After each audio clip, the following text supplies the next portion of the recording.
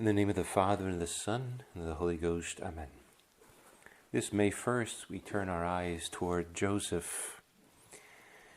Saint Thérèse de Lisieux had this to say in her little work called the Novissima Verba, as she had a colloquy with Saint Joseph. Like us, thou lived by faith. Oh, how astonished we should be if we knew all that thou hast suffered. And this living by faith is one of the most important principles of the biblical man. As St. Paul quotes from Habakkuk and the prophet, the just man lives by faith. Now, no one besides the Blessed Virgin has surpassed Saint Joseph in living by faith. How? Well, he lived in the orbit of the mystery of the Incarnation his whole life.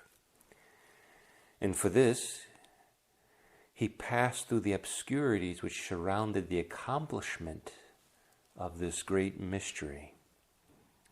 He needed deep faith. In the Old Testament, the word for faith in God was equivalent to a crutch one uses when he has broken his leg. To lean, that's exactly what the Hebrews use. They use that word to lean on God, to support oneself on God. That's what faith is all about.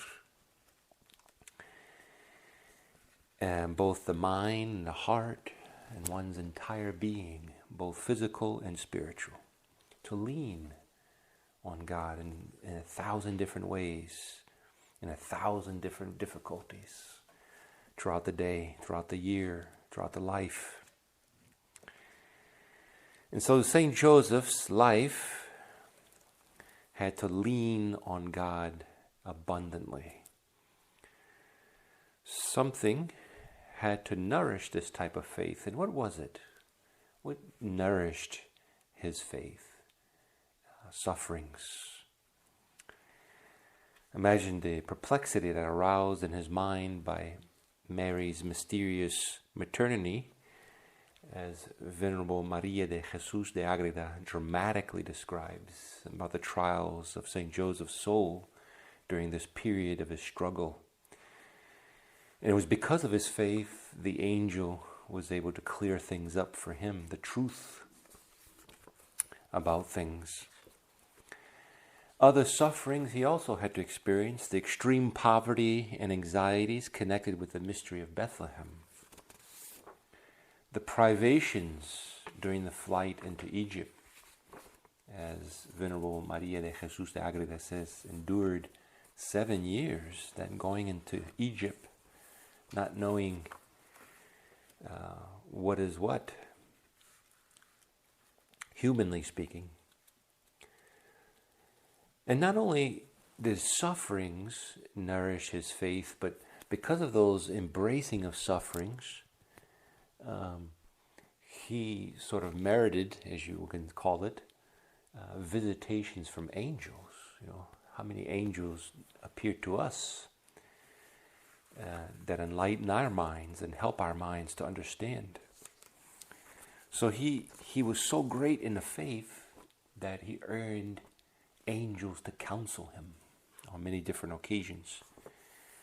An angel put an end to his anguish by telling him to take Mary as his spouse, for this was wrought about by the work of the Holy Ghost. And great peace came over him as he collaborated with those angelic thoughts. And then an angel warned him to embrace lovingly the privations of the flight into Egypt. So it gave him a sense of direction as they were in Jerusalem and they received that word from the angel about February the 8th to go into Egypt. And then an angel ordered him to withdraw into the land of Galilee with Jesus and Mary. How we wish that things were so clear for us too, if we were to hear these angelic voices, encouraging and peaceful voices. Don't worry, go and take care of the dog. Or go do this, and oh yes, that's coming from the angelic voice, coming from our superiors, coming from the rule, the holy rule.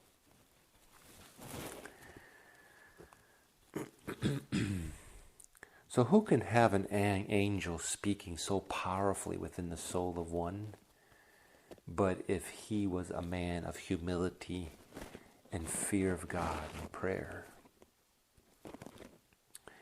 So the angel strengthened his faith thanks to his pious efforts and generosity with the mysterious ways of the Lord.